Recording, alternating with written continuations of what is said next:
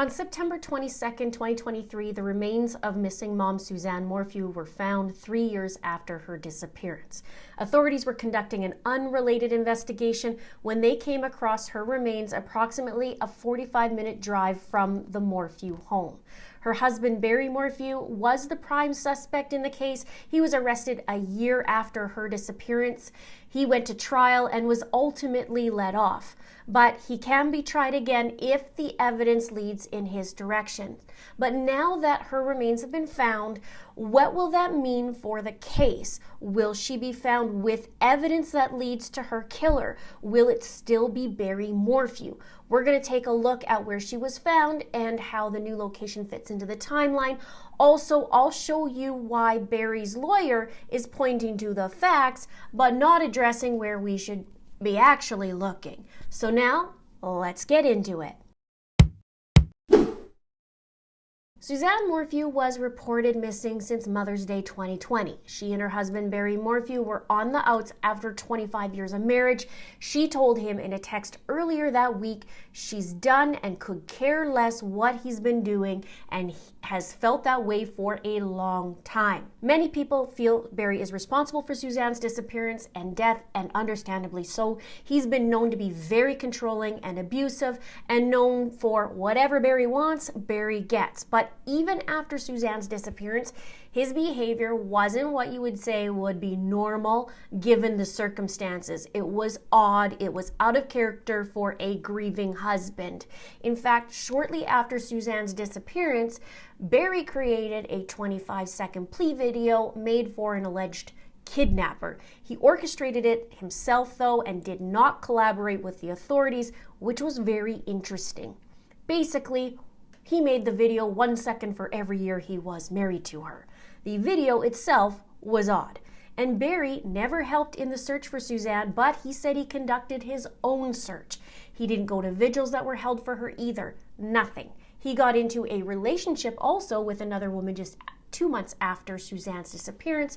He changed the theory to a mountain lion from the kidnapper. After Suzanne's brother Andy told him that it's impossible, forget about that theory, so he went to the mountain lion.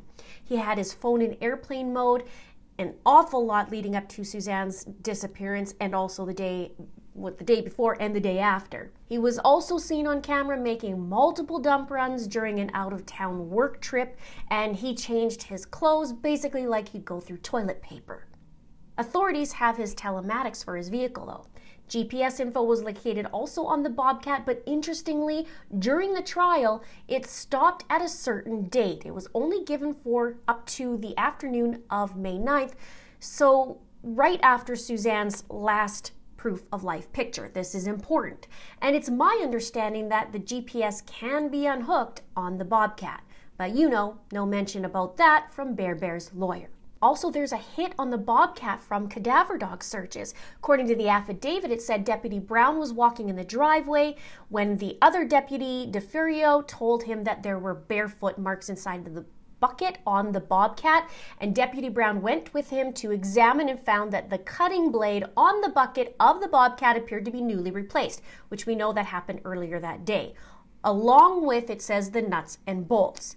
Now, with the K9 search was on May 23rd of 2023, so a couple weeks after Suzanne went missing. And it says on May 23rd, the search teams, along with K9s and K9 handlers, searched the Puma Path property. During this search, 3 different K9s were used. Each of the 3 K9s were ran blindly and individually during the search. On the west of the driveway parking area where a flatbed trailer and Bobcat skid steer were parked, all 3 K9s alerted on top of the trailer. It should be noted on the bed of the trailer there is gravel and dirt. This is an area the K9s alerted. All 3 K9s again alerted on the Bobcat, and one of the K9s jumped into the Bobcat and tried to lay down on the driver's seat. But the machine does not appear, it says, to be connected to the disappearance of Suzanne. Now, the CBI found no workable DNA from the bobcat, and Suzanne's brother paid for a search and said that cadaver dogs picked up on a scent on a wooded site located only 15 miles from their home. A second search was conducted using 2 different dogs, and they got another hit. Along with these hits on the Morphew's property, it says cadaver dogs made another hit at the riverfront worksite in Salida.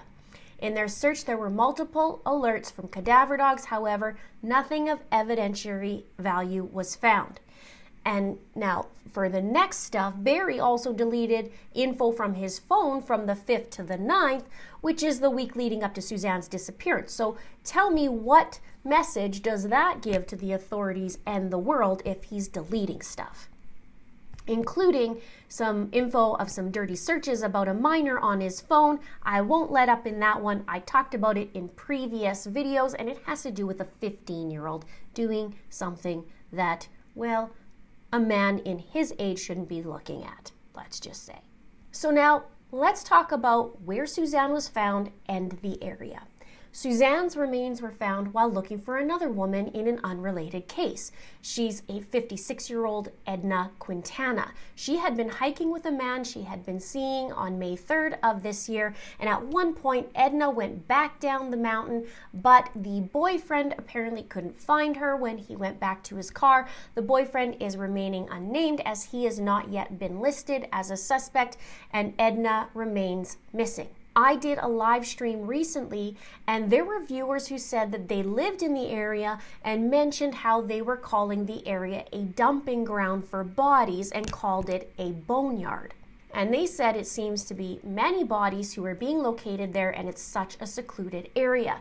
Now, in July, the body of a 26-year-old James Montoya was found, who disappeared in April. His remains were also found while investigators searched for Edna. He was said to have taken an Uber to a bar in Lakewood, which is about a 3-hour drive north from where he was found down in this Moffat area.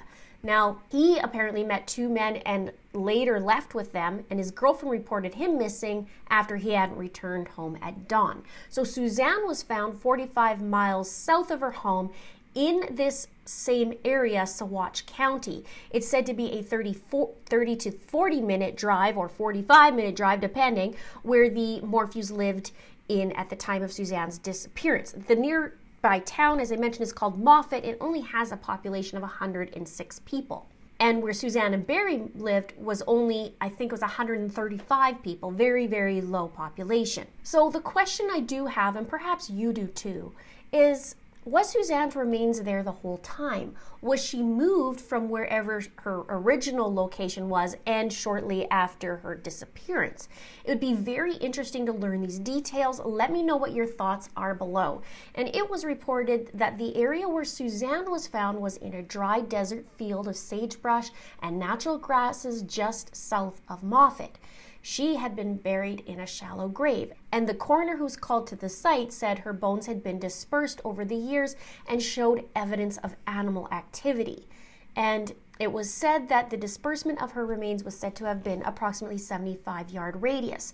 Now, her remains were skeletonized, which is understandable. It's been 3 years, meaning there was no soft tissue. An autopsy was conducted, and her remains were identified through dental records and her cancer port. And I didn't know she had that, but it makes sense because she was going through chemotherapy, and it's a chemo port is a small implantable reservoir with a thin silicone tube that attaches to a vein in the chest, arm, or abdomen. And the main advantage of this vein access device is that chemotherapy medications can be delivered directly into the port rather than a vein, eliminating the need for needles. Ports can be used to draw blood and deliver other IV medications a patient may need during the treatment. So now Joseph Scott Morgan, who's a death investigator expert and has a podcast called Body Bags by Joseph Scott Morgan, we've heard from him a lot. He made the following points about where and how Suzanne was found. He said it was not suicide. She was buried by another person. She did not bike there. Her bike was found not far from her home, remember? And side note, there's no evidence she even went on a bike ride. He said that she was buried in a shallow grave, with the key word being shallow, and he says that means it's rushed. Now let's talk about this for a minute. We'll get into the timeline in a minute, but what if she was moved? What if that's why it was kind of half-assed shallow grave, because her remains were meant to be found, or the killer didn't care anymore at this point and just, chucked her? Just another piece of being mad at her, in my opinion. It's kind of like just like Shanann Watts, in the Chris Watts case, where there's no respect for his pregnant wife, just a shallow grave. There you go. It was cold, though, in that May of 2020. They had a cold spell during that time. And so the ground would be I guess, harder. Now, at one point, Barry talked about a mountain lion. He changed it from his abduction theory. And when he was talking on camera with Tyson Draper, who's the guy and YouTuber who secretly filmed Barry, and that video was a very important piece in the investigation, in my opinion, Barry talks about the cat dragging their prey. And if I remember correctly, I'll see if I can find it and add this here. He makes a scattering type movement. I can't remember if that was the bike or if it was actually the mountain lion. I'm going to have to double check that, but I remember him talking about, it's just taking it and the cat up the hill. And it's interesting because Suzanne was found dispersed everywhere. Now, the cause of death, they said, would be difficult to determine depending on how complete the skeletal remains are, or if there's any pieces that are missing, if there will be visible tool marks on the bones, etc. Now remember, back in the Daybell case, they were able to find tool marks on Tylee, even though she was dismembered. They found marks on, I believe it was her hip bones. So we'll see what happens with Suzanne, if there's going to be anything in that. We'll talk a little bit about the tranquilizer dart in a minute, but it'd be interesting to see, because Barry actually changed his bobcat blade that day, and I'm curious about that, what that's all about, if that's going to end up being part of maybe some evidence or part of the equation, I guess you could say. Now, Joseph says, because there is no soft tissue to analyze, cause of death may be difficult to determine. Cheryl McCullum, who is a crime analyst, college professor, author, and founder and director of the nonprofit Cold Case Investigative Research Institute, said, that's a lot to say. We also heard from her on Nancy Grace. She made the following points about where and how Suzanne was found. She said, the ground is hard where she was found. It is rough terrain. It would take a long time to dig a decent grave to conceal someone. And she said a half a day likely. And remember, I said it was cold out. So the questions that came up was, what clothes did they find? Was Suzanne wearing the bathing suit that she was last seen in on her selfie on that Saturday afternoon? Was she in pajamas? Because Barry said that, he left in the morning and she was sleeping peacefully, or however he said it. This would give a timeline of when she was killed and indicate if Barry made false statements, although Barry did make false statements numerous times. And Cheryl asked, was she shot, stabbed, bound, or ropes by anything? It's interesting because we know that Barry was saying that he was chasing chipmunks around the house, and it was the time that she was at the house, and there was evidence and pings of, going all over the place. You can see on this picture. He ends up saying that when he's bored, he just likes to chase chipmunks. Now, if we talk about a little bit of evidence with Barry, I might do a separate video on this, but Barry has some notable pieces of evidence that doesn't make him look like a stellar husband who didn't murder his wife. There were scratches on Barry's hands and upper arms. Barry was interviewed and photographed 3 days after Suzanne vanished. The cuts were described as barely healed cuts and fingernail marks on his left upper arm. Barry said that those were from a tree while he was searching for Suzanne.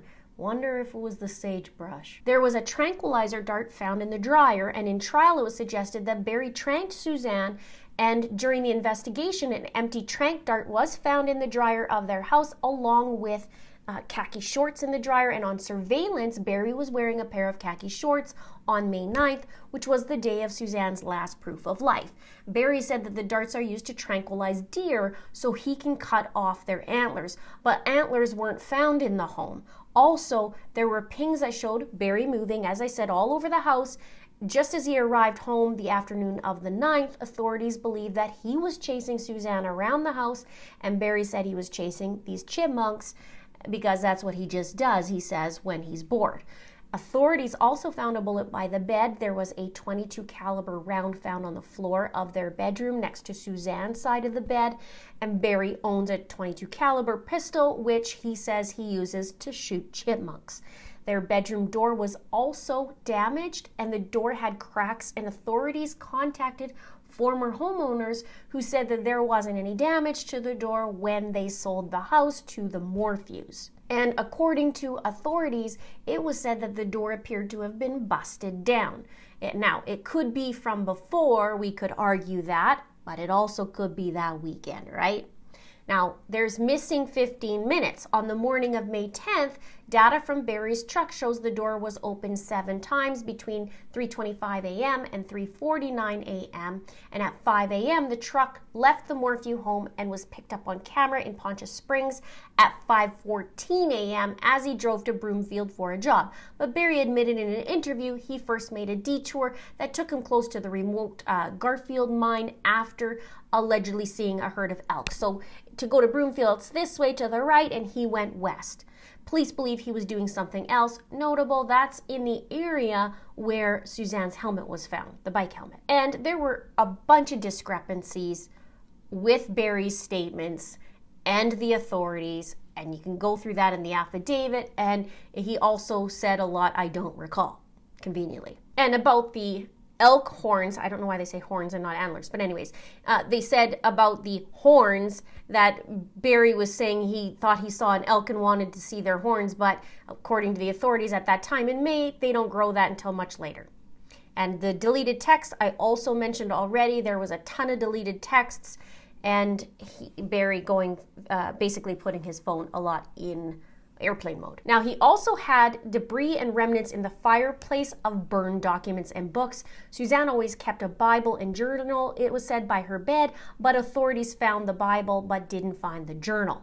And there were numerous trash runs. Barry was repeatedly caught stopping as he made his way to Broomfield to dispose of trash, including at a McDonald's and a dumpster outside of a Men's Warehouse where he purchased a new outfit. He had claimed to be tidying up his truck and throwing some stuff out, but when he arrived back at his home on May 10th, the police said his truck was still filled with clutter and bits of trash and showed photos to prove it.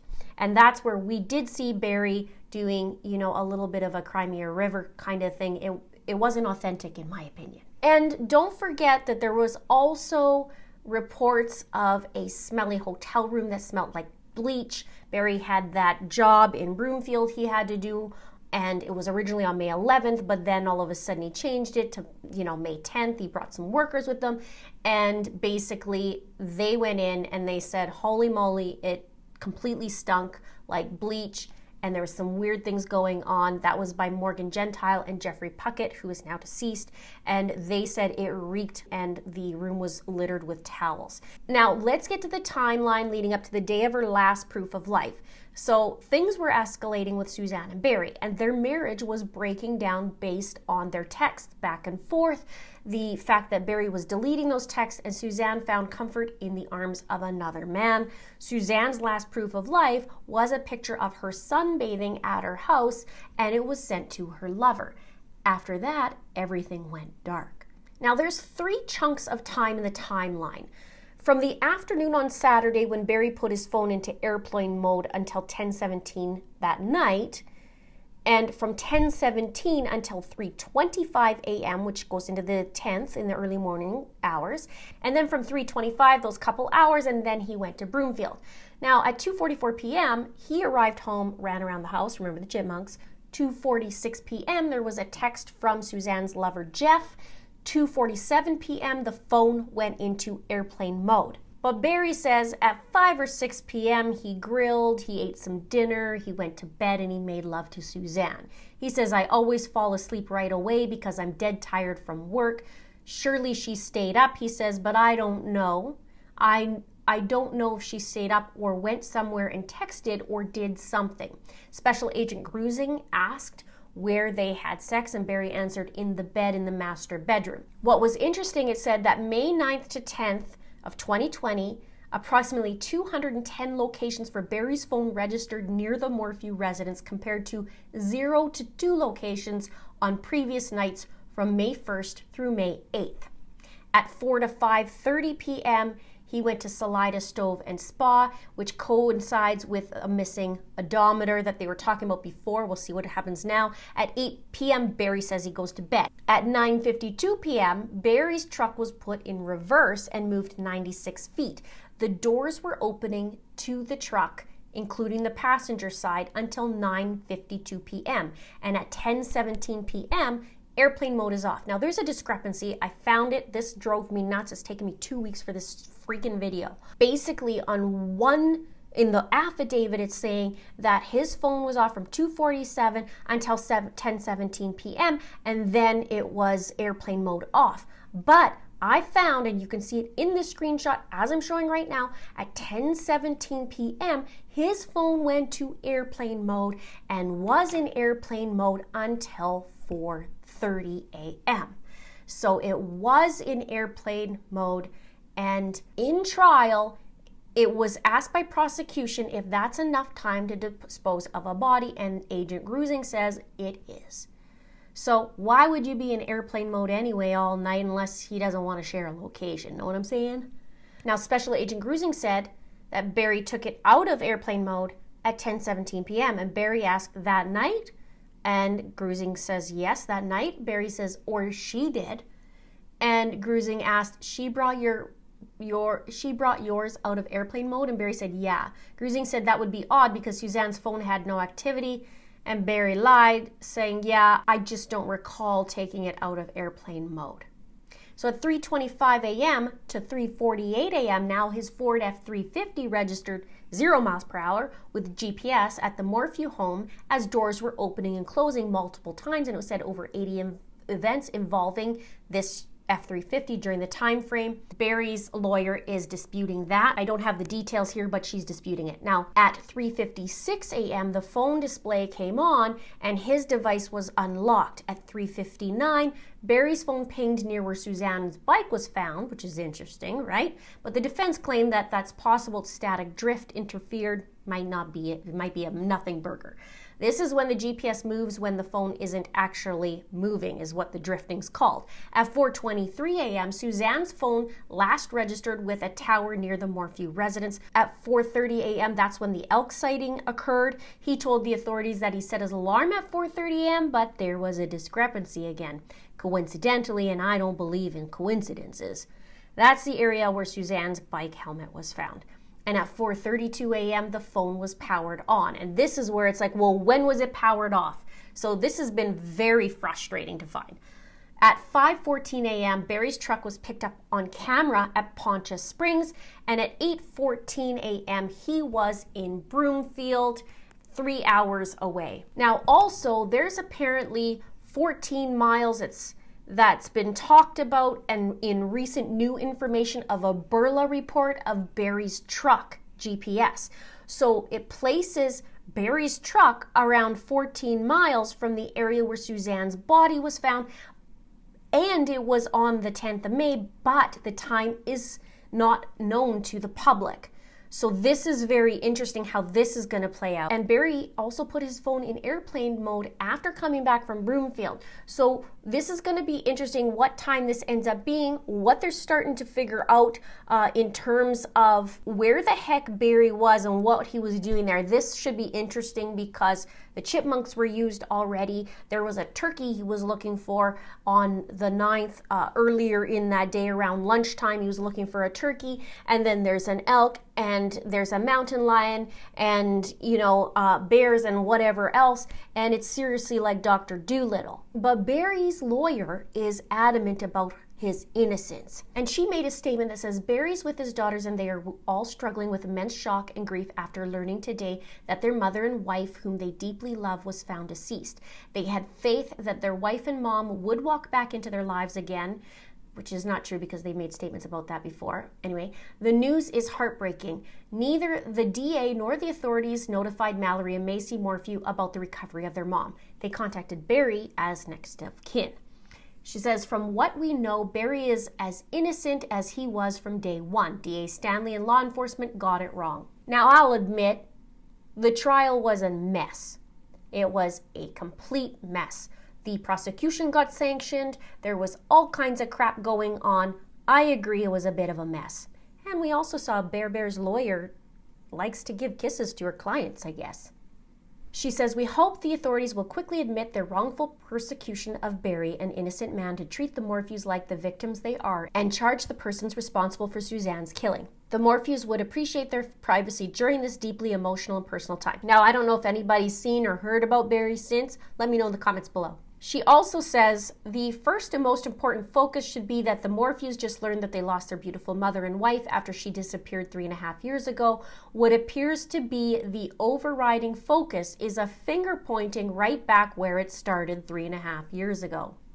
A movement to blindly reaccuse Barry for Suzanne's death. Here are the facts, she says.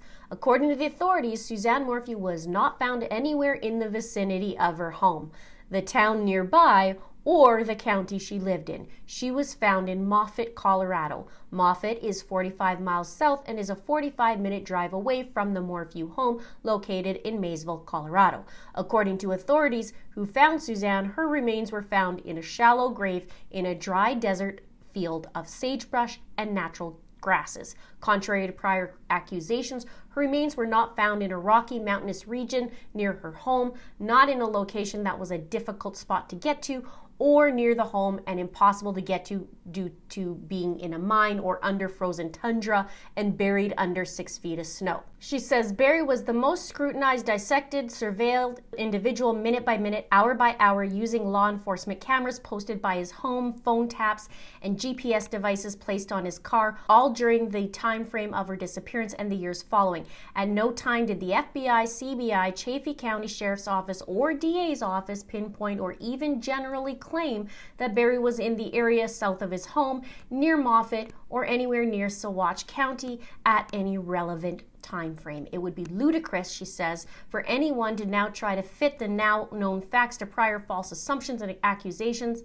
It was the Saguache County officials who fortunately stumbled onto Suzanne's remains last week while looking for another missing woman, Edna Quintana. Law enforcement officials that were supposedly looking for Suzanne were never looking for Suzanne in the Moffett area or area south of Maysville, because they only focused in on Barry being the suspect. And they knew Barry was not south of Maysville and certainly not 45 miles south, except maybe now it's coming out. The authorities focused their search for Suzanne in the area near the Morphew home, utilizing his phone and car forensics. The authorities pointed to the locations where Barry was May 9th and 10th. Barry was in Salida, north of his home, or in or near his home, and then on May 10th, 2020 at 5 a.m. drove to Broomfield, Colorado, a city 156 miles north of Maysville. He was never south of the house, and that is why they did not search the area. CFBI's map relied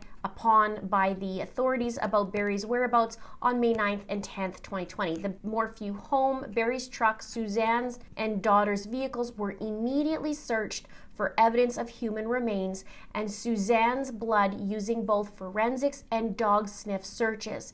There was no forensic evidence of Suzanne's deceased body or blood in any of the vehicles. Notice, though, no verbiage about the Bobcat, which has missing info, and there's speculation and chitter-chatter that he unhooked the GPS from Bobcat and possibly his truck. She goes on to say, what needs to be done instead of pointing fingers at Barry Morphew is asking the officials about the number of missing people and the number of human remains that have been recovered in or from Saguache County in the recent past. Whatever happened to Crystal Reisinger, hopefully I said that right, Edna Quintana, Suzanne, the man whose remains were found by Saguache County Sheriff's Office in the foothills on July 26th, or the remains of the person found in another area in Saguache County last weekend. What were the circumstances of their disappearance? What is the cause and manner of death of the remains found in the area? What happened to them? And are they looking for other remains in the area? The public should demand answers about these 5 people who suspiciously went missing or were found dead in this area. The Morphew family and legal team believe that CBI, local law enforcement, and the local DA's office have a conflict of interest and should not be involved in the future investigation of Suzanne's death. An objective and unbiased examination of Suzanne's death can only be conducted by an outside and independent team of investigators. When law enforcement focuses in on one person and refuses to review evidence objectively and fairly, it is a disservice to the community and creates exactly what has come to light: years of unsolved murders. Suzanne's sister Melinda made a statement, said the Mormon family would like to thank all involved for the discovery of our sister Suzanne. Over the last 3 years, countless hours have been spent looking for Suzanne by a determined group who have never given up hope that she would be found. The memories of her gentle spirit and wonderful smile have been a constant presence since her disappearance to all who knew and loved her. We want to thank Chaffee County Sheriff John Speasy, his staff, the Colorado Bureau of Investigation, the FBI, and the hundreds of volunteers who never gave up. Fate may have played a key role in finding her, but it does not negate the resolute commitment of all those involved. We would also like to thank the citizens of Chaffee County who have been subjected to this unimaginable siege for their support and prayers. We look forward to finding long-awaited justice for Suzanne in the successful prosecutions of those involved in her disappearance. She says, my heart continues to feel a quiet relief and peace with the settled knowing that my beautiful sister Suzanne Morphew was recently found on Friday, September 22nd. Although there were only her skeletal remains left in the dry prairie grass of Saguache County, I am grateful for the closure for which I have prayed since May of 2020. Only those who have walked this journey of loss can truly understand the ambiguous loss of this tragedy. Today, I choose to turn my thoughts and heart to the family of Edna Quintana, whose search was the catalyst for my miracle.